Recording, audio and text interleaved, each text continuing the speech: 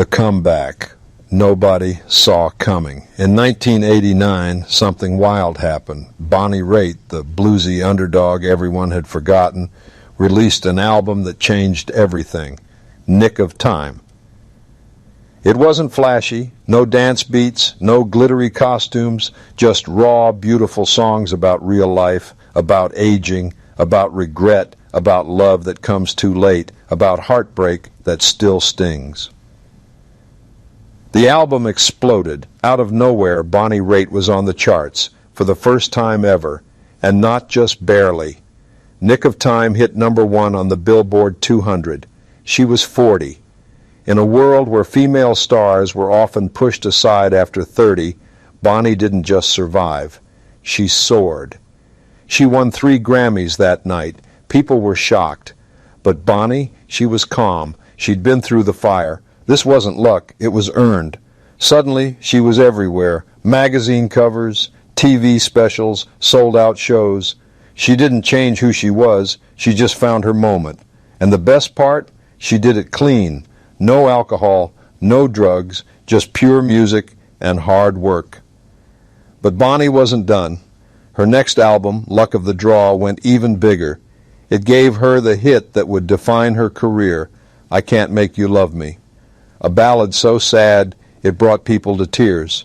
Even Bruce Hornsby, who played piano on the track, had trouble finishing the recording. It was that emotional. Bonnie had become what she never expected to be, a legend, and she didn't do it by selling out. She stayed true to the blues, true to herself. But even as the spotlight burned bright, Bonnie never forgot the dark places she'd come from, and in the final chapter, that past would come full circle. The blues will always have her. Bonnie Raitt could have chased pop stardom. She could have worn flashy clothes, hired trendy producers, changed her sound. But she didn't. She stayed with the blues, because for her, the blues was more than music. It was healing. It was truth. It was as the only place where pain and beauty could live together in peace. She kept touring year after year, not for money, not for fame, but for connection. Whether she played a massive arena or a quiet theater, she gave it everything. Her voice only grew stronger. Her hands never forgot how to slide.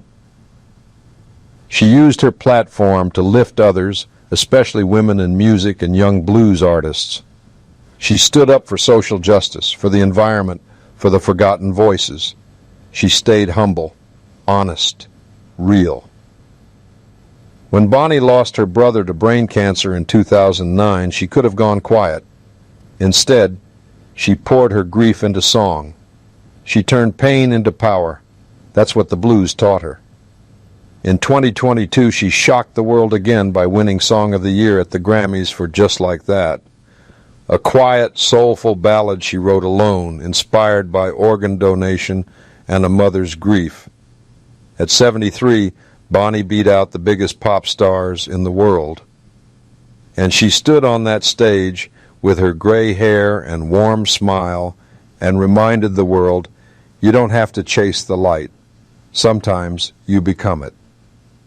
Bonnie Raitt didn't just survive the music industry, she conquered it on her own terms. No gimmicks, no shortcuts, just heart, soul, and 6 strings that never stop singing. And as long as the blues are alive, Bonnie Raitt's story will never fade.